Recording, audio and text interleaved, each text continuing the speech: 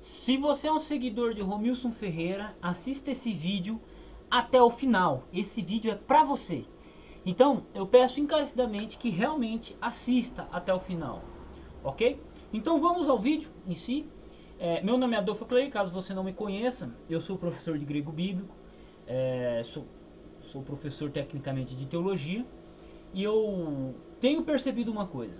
Eu gravei alguns vídeos falando do Romilson Ferreira, chamando ele de agente do diabo, falso profeta, e veio uma porrada de gente, seguidores de Romilson Ferreira aqui, me criticando, né, falando que eu não sei, falando isso, falando aquilo, falando, ó, prove que o nome disso, o nome de Deus é esse, o nome de Deus é aquilo. Seguinte, é bem simples. Eu convido vocês a entrarem no link da descrição, e estudarem um bacharel em teologia. Eu faço esse convite para vocês. Por quê? Acontece o seguinte, algumas das afirmativas do Romilson Ferreira, elas não têm um embasamento histórico. Algumas coisas que ele fala, né, se não boa parte delas, ela não tem um embasamento histórico, né? Falta um conhecimento profundo de linguística, falta um conhecimento de citar dicionários, né? Ele não cita outros autores, tipo assim, o Romilson Ferreira ele pode estudar o hebraico dele, o grego dele, beleza, mas ele não cita autores, ele não cita dicionários que apoiem a visão dele. Então, isso é uma coisa bem simples. Antes de você aceitar o que o Romilson Ferreira diz, ou concordar, né? Concordar ou discordar, você tem que ver se outras pessoas concordam com ele ou não. Por quê? O que acontece? Romilson Ferreira não é especialista em nada. E aí você tem um cara que estuda hebraico há 40, 50 anos, né? Escreve um livro, o cara vive de fazer teologia, de estudar, comparar manuscrito hebraico, comparar manuscrito do Mar Morto. E esse cara fala um negócio que vai totalmente contra o que o Romilson Ferreira diz. E o cara cita fontes, ele cita as fontes, né? Então, e eu estou mencionando aqui de maneira geral. Então, por exemplo, eu já vi vídeo dele falando que Jesus significa Deus cavalo, né? Deus porco, e ele pega e faz umas repartições em latim. Só que a minha pergunta é, que dicionário de latim ele cita? Ele não cita dicionário de latim nenhum. Ele faz uma repartição, ele separa a palavra de maneira errada, né? E simplesmente assim. E muita gente que desconhece o grego, desconhece o hebraico, desconhece o latim, compra a ideia dele. E não é assim. Pera aí, Romilson, você está falando isso. Para aí. Quais são os autores que concordam com essa visão? Porque você pode pegar qualquer dicionário de latim, qualquer dicionário de grego, pesquisar o nome de Jesus e nunca vai significar Deus porco, ou Deus cavalo, ou seja lá o que for. Em nenhum dicionário de grego, em nenhum dicionário de hebraico, em nenhum dicionário de latim. Aí por que surge um cara no século XXI, como ele, ou como algumas pessoas que seguem ele, falando isso? É muita pretensão desconhecer a documentação histórica. Entende? Né? Interessante que teve um vídeo do Romilson Ferreira que ele falou o seguinte, ele pegou Êxodo 3:14, pegou a Bíblia de Jerusalém e citou a Bíblia de Jerusalém, lá ele fala assim, ó, não consta nas tradições mais antigas, né? Aí o Romilson Ferreira fala, não consta nos manuscritos hebraicos Êxodo 3:14. Só que ele se esquece, e aí ó, olha o princípio metodológico entrando em ação. Ele se esquece qual é a fundamentação e qual é a discussão da Bíblia de Jerusalém. Qual que é o princípio de pesquisa da Bíblia de Jerusalém? Eles partem do método histórico crítico, em que eles acreditam que existem vários autores para o livro de Gênesis, para o Pentateuco. Então, você vai ter várias tradições manuscritológicas, ou tradições antigas, que elas foram juntadas nos seus manuscritos e deu origem ao Pentateuco como nós conhecemos hoje. Esse é o princípio básico da Bíblia de Jerusalém. Então, muitos comentários sobre o Pentateuco, sobre outros livros, eles partem desse princípio. Então, quando eles falam que Êxodo 3:14 não consta na tradição mais antiga, eles estão dizendo assim, olha, na visão, nesse princípio de pesquisa, Por esse caminho histórico-crítico, eles caminham, os autores da Bíblia de Jerusalém, eles falam, não consta. Só que você pode pegar qualquer manuscrito hebraico hoje, que contenha Êxodo capítulo 3 completo, né? E todos eles vão trazer Êxodo 3:14.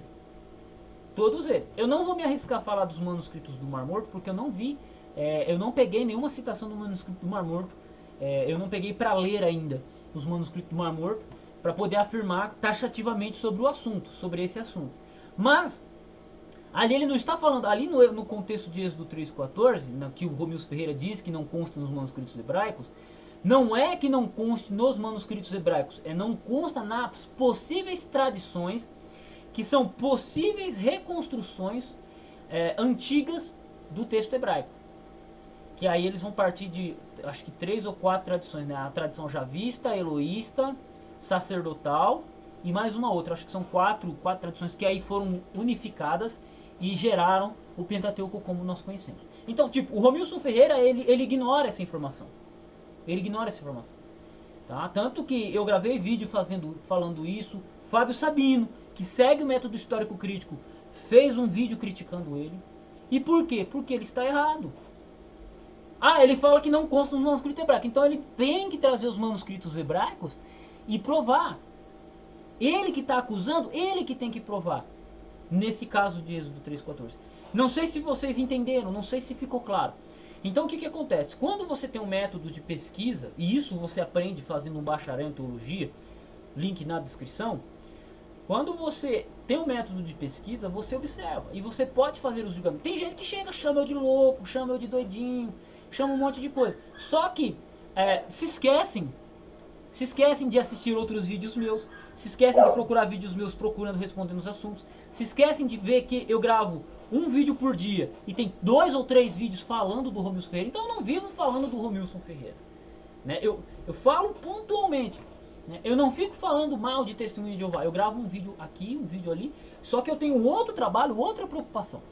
Então eu peço que você que segue Romilson Ferreira, ou se você segue qualquer pessoa, eu peço que você faça o seguinte: perceba, preste atenção no que a pessoa está falando e vá buscar documentação acadêmica, teses, artigos, ou o nome de Deus é isso. Quantos escritores acadêmicos, quantos autores acadêmicos, quantos professores acadêmicos concordam com a visão do cara? Se tiver pelo menos um, beleza, a gente caminha, tem uma teoria para ser trabalhada, a gente caminha pelo rumo acadêmico. Se não tiver nenhum, que ele escreva uma questão acadêmica e trabalhe isso aí. Porque senão, ele cria uma seita, né? A seita romilciana, né? A seita romilciana. Cria-se uma seita em torno dele e quem questionar ele está errado. E não é assim que funciona. Romilson Ferreira, ele marcou data para arrebatamento. Ele fala coisa que não tem atestação em dicionário de grego nenhum, dicionário de latim nenhum, dicionário de hebraico nenhum. Porque se você procurar o nome Yeshua em qualquer dicionário de hebraico vai dizer assim, Josué. Se você procurar em dicionários de grego do Novo Testamento, Jesus significa o Senhor é minha salvação. Traduzido do hebraico, Yeshua, ou transliterado, né? Transliterado do hebraico, Yeshua. O Senhor é minha salvação, que significa Josué. Aí você tem Josué e Jesus. Aí você pega os dicionários de latim, Jesus não significa Deus porco. Significa Yeshua, o Senhor é minha salvação. Isso que significa Jesus no latim. E Jesus em língua portuguesa significa o fundador do cristianismo. Jesus, né, aquele que morreu na cruz pelos romanos. Entende? Então não tem nenhuma teoria que se possa desenvolver ou que se possa falar sobre isso. Aí quando você pega as documentações antigas, os manuscritos antigos, por exemplo, você pega Flávio José, no livro dele, História dos Hebreus, ele menciona que no período dele, ele conhecia mais de 20 judeus chamados Jesus. Como é que um judeu ia colocar o nome do seu compatriota de Deus porco ou Deus cavalo? Eles não eram loucos, mas eles colocaram o nome de Jesus. Por quê? Porque essa é a transliteração mais próxima de Yeshua no hebraico. E como boa parte dos judeus já falavam grego, né, e quando o documento é transcrito para o grego ou escrito em grego e está se referindo ao judaísmo, aos judeus, quando você vai escrever Yeshua, Josué, ele é traduzido por Jesus, que vira Jesus ou vira Josué mesmo, né? Você tem 4 pessoas, pelo menos 3 ou 4 pessoas no Novo Testamento com o nome de Jesus. Josué, Jesus, Jesus o Justo e tem mais um Jesus, se eu não me engano.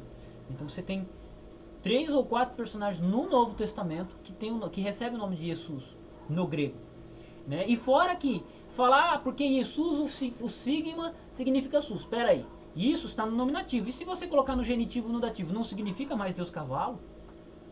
Se você for no latim, ele tem as declinações. Por que o Romilson Ferreira não fala nada sobre as declinações? Será porque é que ele desconhece isso?